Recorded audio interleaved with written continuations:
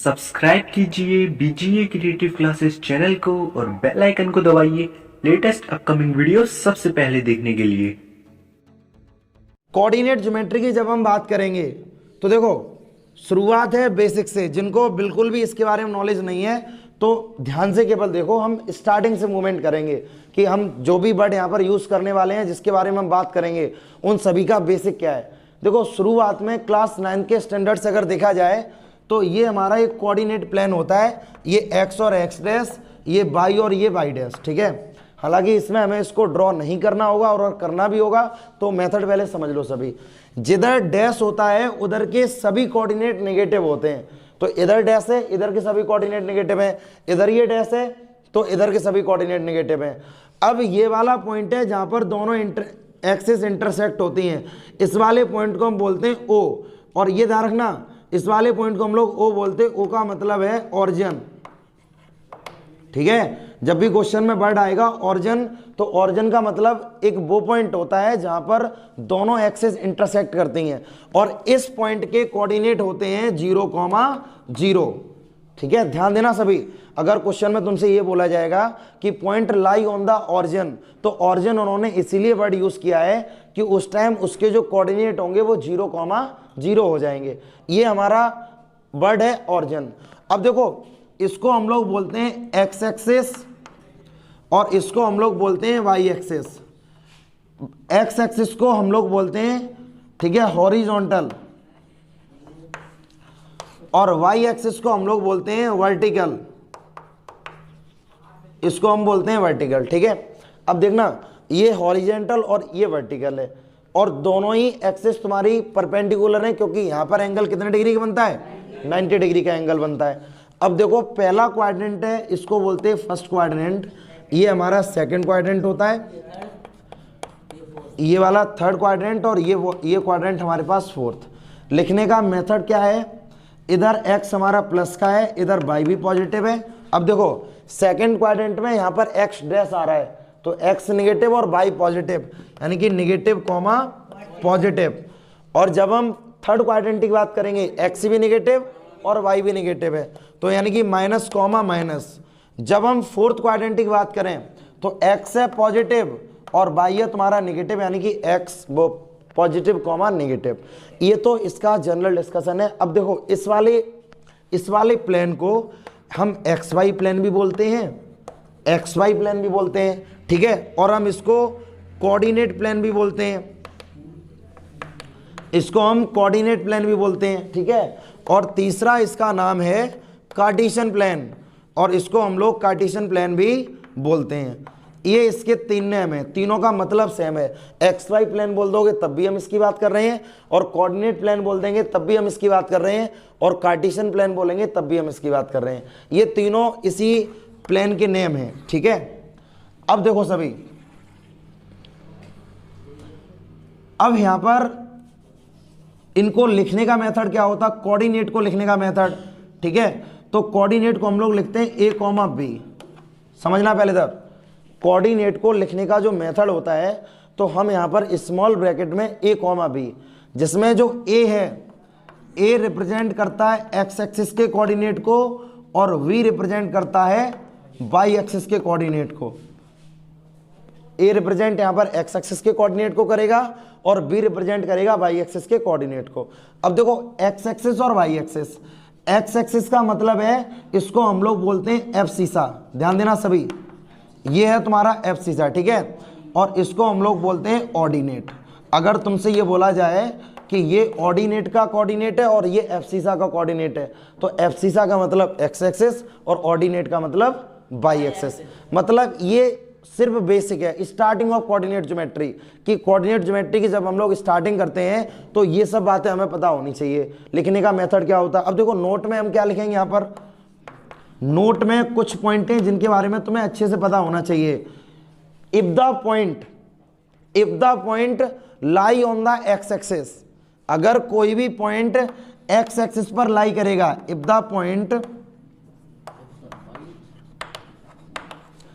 ठीक है, lie on the X axis, then y is equal to 0। समझो पहले इस चीज को, अगर कोई भी पॉइंट एक्स एक्सिस पर अगर लाई करेगा तो वहां पर वाई का कोऑर्डिनेट 0 हो जाएगा। ये फैक्ट होता है। जैसे मेरे पास ये कोऑर्डिनेट प्लेन है, अब मैं ये बोल दूं एक पॉइंट यहां पर लाई कर रहा है, तो ये तुम्हारी एक्स एक्सिस है, तो इस पॉइंट पर वाई की वैल्यू 0 होगी। अब जब तुम इन मतलब 10th स्टैंडर्ड में जब हम क्वेश्चन हमसे कैसे पूछे जाएंगे, क्वेश्चन ये बोले जाएंगे तुमसे, a line passes through the X axis, a line passes through the X axis, then find out the coordinate of the point which intersect the X axis. तुमसे पूछा जाएगा अगर एक लाइन एक्स एक्सिस को इंटरसेक्ट करती है तो उस पॉइंट के कोऑर्डिनेट हमें बताओ जहां पर एक लाइन ने एक्स एक्सिस को इंटरसेक्ट किया। तो सिंपल बात है कि वहां पर एक्स का तो कोई यहां पर मान लो ये लाइन है, इसने इसको इंटरसेक्ट कर दिया, तो यहां पर एक्स का तो कोई कोऑर्डिनेट होगा, लेकिन वाई यहां पर कैसा हो जाएगा, 0। ये लिखने का तरीका होता है, सबसे पहले एक्स एक्सिस कोऑर्डिनेट और उसके बाद वाई एक्सिस कोऑर्डिनेट। मैंने बता दिया अगर एक पॉइंट एक्स एक्सिस पर लाई करेगा वहां पर वाई की वैल्यू 0 है। जस्ट रिवर्स मूवमेंट करो इसमें, if the point lie on the Y axis, ठीक है, then x is equal to 0। अगर कोई पॉइंट वाई एक्सिस पर अगर लाई करेगा तो वहां पर तुम्हारा x का कोऑर्डिनेट 0 हो जाएगा। देखो ये चीजें तुम्हें समझ में आनी चाहिए, ठीक है।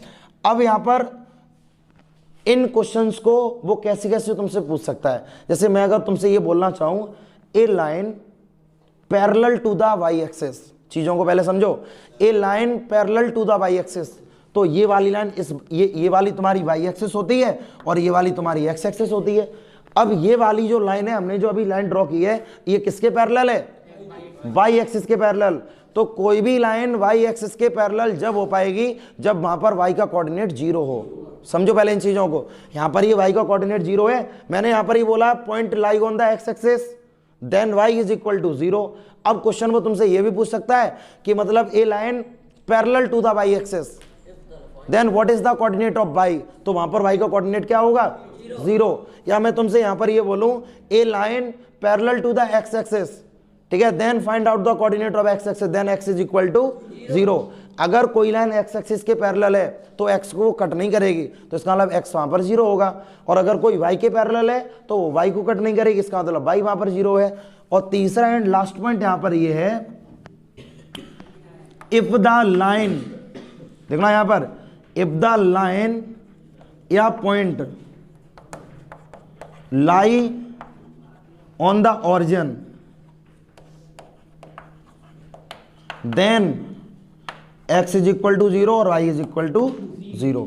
अगर कोई भी पॉइंट या लाइन ऑरिजिन से, लाइन तो ऑरिजिन से पास होगी और पॉइंट ऑरिजिन पर लाई करेगा, तो कोई भी लाइन या पॉइंट ऑरिजिन पर अगर लाई करता है तो वहां पर दोनों कोऑर्डिनेट 0 होंगे, x का भी 0 होगा और y का भी। नोट करो, देखो अभी तक जितना बेसिक स्टेप थे कोऑर्डिनेट ज्योमेट्री के, वो अभी हम लोगों ने सभी पॉइंट्स के बारे में समझ लिया कि कोऑर्डिनेट ज्योमेट्री की स्टार्टिंग कहां से थी, ठीक है। अब हम लोग 10th स्टैंडर्ड में जिन टॉपिक्स के बारे में डिस्कशन करने वाले हैं कोऑर्डिनेट में, देखो उनको अब हम समझते हैं। तो पहला पॉइंट हमारे पास आता है पॉइंट फर्स्ट, ठीक है, यहां पर हम लिख लो बेसिक फॉर्मूले हम यूज करेंगे ट्रिग्नोमेट्री में। टोटली फॉर्मूले कंसेप्चुअल हैं, तो उन कॉन्सेप्ट को पहले समझते चलो। तो पहला हमारे पास फॉर्मूला आएगा डिस्टेंस फॉर्मूला।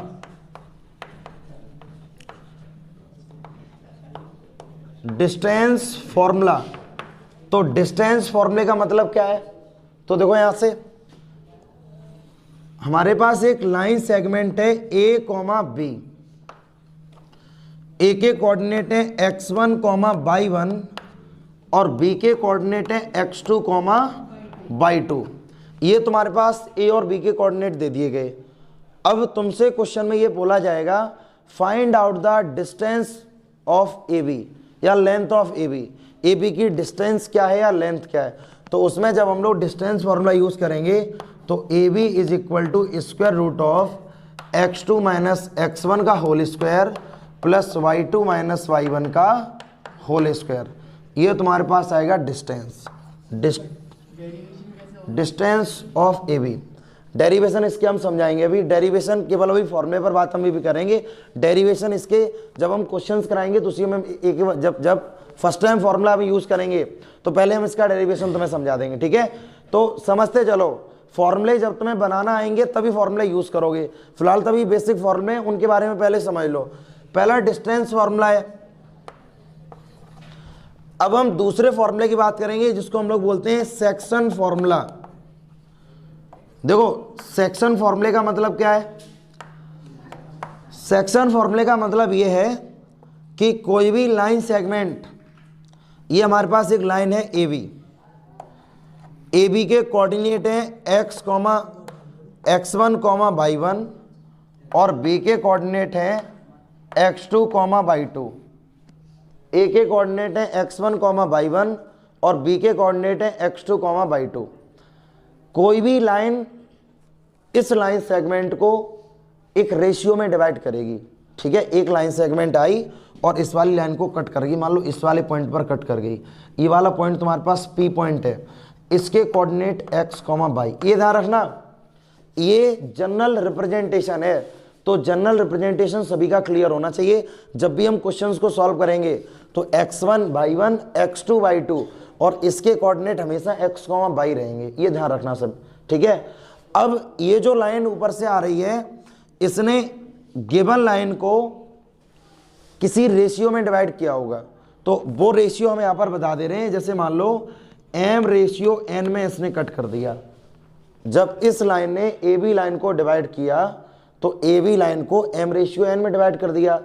अब तुमसे ये बोला जाएगा find out the coordinate of p, ये जो p वाला पॉइंट है इसके तुम्हें कोऑर्डिनेट को फाइंड आउट करना है।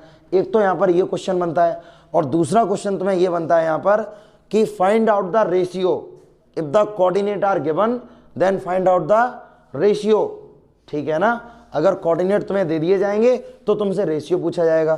तो देखो ये फॉर्मूला तुम्हारा सेक्शन फॉर्मूला होता है। तो इसका तो हम लोग यहाँ पर लेके चलते हैं x =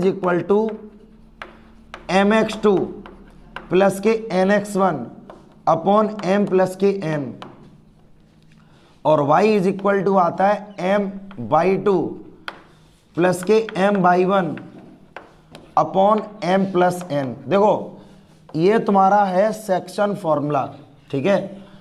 ये सेक्शन फॉर्मूला है, किसी भी लाइन ने एक लाइन को m/n में डिवाइड कर दिया है। तो ये ध्यान रखना, इस वाले कंसेप्ट को हम बोलते हैं इंटरनली डिवाइडेशन। ये लाइन इसको इंटरनली डिवाइड कर रही है। तुम्हारे पास एक्सटर्नली डिवाइडेशन का भी कंसेप्ट आता है जिसको हम लोग नाम उसका भी सेक्शन फॉर्मूला है। ये इंटरनली होगा और वो एक्सटर्नली होगा। तो इंटरनली और एक्सटर्नली में अंतर सिर्फ कितना होता है कि यहाँ पर हम प्लस लेके चल रहे हैं, यहाँ पर हम प्लस लेके चल रहे हैं, और एक्सटर्नली जब आएगा तो यहाँ पर हम क्या लेके चलेंगे? माइनस। यहाँ पर ही माइनस, ये भी माइनस, ये भी माइनस और ये भी माइनस।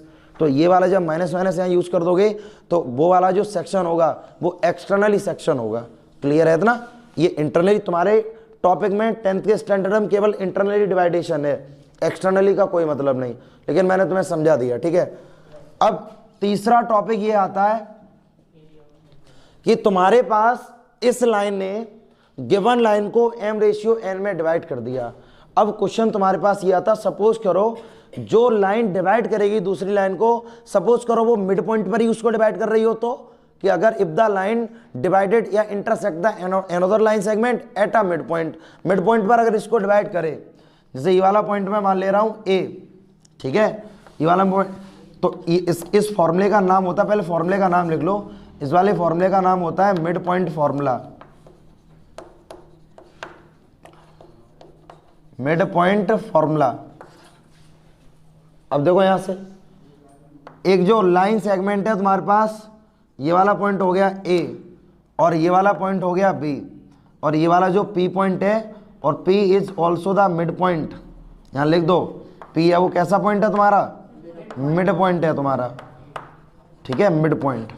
इसके कोऑर्डिनेट हैं तुम्हारे पास x1, y1 और इसके कोऑर्डिनेट हैं x2, y2 और ये वाला कोऑर्डिनेट है x, y। ये जनरल रिप्रेजेंट हमने कर दिया नंबर्स को यहाँ पर।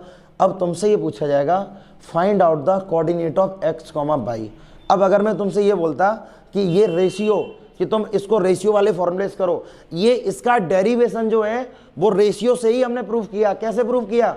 इस वाले केस में जब इक्वली डिवाइड कर रहा है तो इक्वली डिवाइड करने का मतलब है m is equal to n। तो m is equal to n तुम यहां पर रख दो, m और n दोनों आपस में बराबर हैं, तो इसका वाला फॉर्मूला बन के आएगा x1 plus x2 upon m plus n। और अब देखना m प्लस n का मतलब क्या है? जैसे मैं अगर तुमसे ये बोलूं कि इस वाले केस में m और n दोनों बराबर हैं तो तुम यहाँ पर पुट करो, मतलब m है वो भी n है और n है वो भी m है। अब तुम इसमें पुट करो तो यहाँ पर जैसे तुम पुट करोगे दिया आ जाएगा, देखना यहाँ पर m x2 प्लस के m x1, क्योंकि मैंने तुम्हें बता दिया m और n दोनों बराबर हैं तो n की जगह पर m रख सकते हैं, तो हमने यहाँ पर रख दिया। तो यहाँ पर आ गया m प्लस m और ये हो जाएगा m प्लस m करो, क्योंकि n की जगह पर m पुट कर रहे हैं तो ये तुम्हारे पास हो जाएगा। देखना यहाँ पर दूसरा हो जाएगा y is equal to m by 2 plus के m by 1 upon m plus m। तो इसको अगर तुम यहाँ से m को कॉमन ले लो तो x1 प्लस x2 और अपॉन हो जाएगा 2m, और ये हो जाएगा तुम्हारे पास y is equal to m को अगर तुमने कॉमन ले लिया तो y1 plus y2 upon 2m, मतलब m से m कैंसिल आउट करें तो तुम्हारे पास फॉर्मूला जो निकल कर आएगा x1 plus x2 divided by 2 और y is equal to y1 plus y2 divided by 2। इसको हम लोग बोलते हैं मिड पॉइंट फॉर्मूला। ये तुम्हारा मिड पॉइंट फॉर्मूला है, ठीक है, नोट करो इसको। इसमें थोड़ा सा यहाँ पर ध्यान देना, यहाँ पर फॉर्मूले में n होगा n बाई 1, ठीक है ना, क्योंकि mx2 plus nx1 upon m plus n, y is equal to m by 2 plus n by 1 upon m plus n। यहाँ पर n तुम्हें करना है। इसके बाद अब हम लोग टॉपिक पढ़ेंगे, हम लोगों ने section formula, mid point formula और डिस्टेंस फार्मूला, ठीक है। अब हमारे पास एक फार्मूला आता है जिसको हम बोलते हैं area of triangle. Area of triangle, area of triangle की जब हम बात करेंगे तो ध्यान देना, इधर हमारे पास ट्रायंगल के कोऑर्डिनेट यहाँ पर गिवन है। ये a हो गया, ये वाला b कोऑर्डिनेट और ये c। a के कोऑर्डिनेट है x1 बाई 1 और b के कोऑर्डिनेट है x2 बाई 2 और c के कोऑर्डिनेट हो जाएंगे तुम्हारे पास x3 बाई 3, ठीक है। ट्रायंगल में हमें तीनों के कोऑर्डिनेट हमारे पास गिवन है। अब देखो जब हम यहाँ से एरिया कैलकुलेट करेंगे तो एरिया इज इक्वल टू हो जाएगा एरिया ऑफ ट्रायंगल ABC, तो फॉर्मूला 1/2। अब देखो यहाँ पर हम मॉडुलस यूज करेंगे, तो मॉडुलस इसलिए यूज करते हैं क्योंकि एरिया इज ऑलवेज पॉजिटिव, क्योंकि एरिया किसी भी फील्ड का हो या किसी भी ट्रायंगल या स्क्वायर कभी भी हम एरिया निकालें लेकिन हमेशा कैसा निकलता है? पॉजिटिव। तो देखो यहाँ से 1/2 x1 y2 minus y3 plus x2 y3 minus के y1 plus x3 y1 minus के y2, और एरिया हमेशा आएगा तुम्हारा स्क्वायर यूनिट। देखो ये एरिया हो गया, ठीक है ना। अब देखो ये तो हो गया एरिया ऑफ ट्रायंगल, क्लियर है इतना। अब ये एरिया ऑफ ट्रायंगल है, अब इसमें ही एक पॉइंट आता है तुम्हारा, ये तो एरिया ऑफ ट्रायंगल का टॉपिक हो गया। अब इसके बाद एक टॉपिक आएगा तुम्हारे पास कोलिनियर का। कोलिनियर वाले टॉपिक पर थोड़ा सा और ध्यान दो। कोलिनियर का मतलब ये होता है कि जब दो या दो से अधिक पॉइंट अगर एक ही लाइन पर लाई करते हो तो उन पॉइंट्स को हम कोलिनियर पॉइंट बोलते हैं, ठीक है ना। लाइन ए को पॉइंट ज्यादा हो, जैसे मैं अगर यहां पर ये फिगर बना दूं, देखो यहां पर ए बी और सी। अब तुमसे अगर मैं ये बोलूं ये x1 बाई 1, ये वाला पॉइंट x2 बाई 2 और ये वाला पॉइंट हो जाएगा x3 बाई 3। अब हमसे ये बोला जाए प्रूफ करने के लिए कि तुम्हें इसको कोलिनियर प्रूफ करना है, तो कंडीशन पर पहले सभी ध्यान देना, कंडीशन पर ये फोकस हमें करना है कि पहला लॉजिक तो यहाँ पर ये, अगर ये एक लाइन में अगर लाई करेंगे तो according to the distance formula AB plus BC is equal to AC आना चाहिए। AB में जब हम BC को प्लस करेंगे AB plus BC is equal to AC आना चाहिए। अगर LHS RHS के बराबर जब आ जाता है तो इसका मतलब वो पॉइंट हमारे कोलिनियर पॉइंट होंगे। पहला तो टॉपिक ये है कि हम वहाँ पर डिस्टेंस फार्मूला का यूज़ कर सकते हैं। तो मैं यहाँ पर लिखोगे भी यूजिंग डिस्टेंस फार्मूला, ठीक है, यूजिंग डिस्टेंस फार्मूला।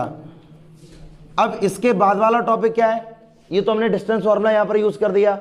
अब अगर तुम्हें कोलिनियर प्रूफ करना है तो सेकंड मेथड ये है, देखो जब तुम ए वाला पॉइंट यहाँ पर है, अब जब तुम इसको यहाँ पर लेके आओगे एरिया थोड़ा और कम हो जाएगा, जब इसको यहाँ पर लेके आओगे एरिया और कम हो जाएगा, जब फाइनली जब तुम इस लाइन पर ही ले आओगे तो एरिया कैसा हो जाएगा, 0।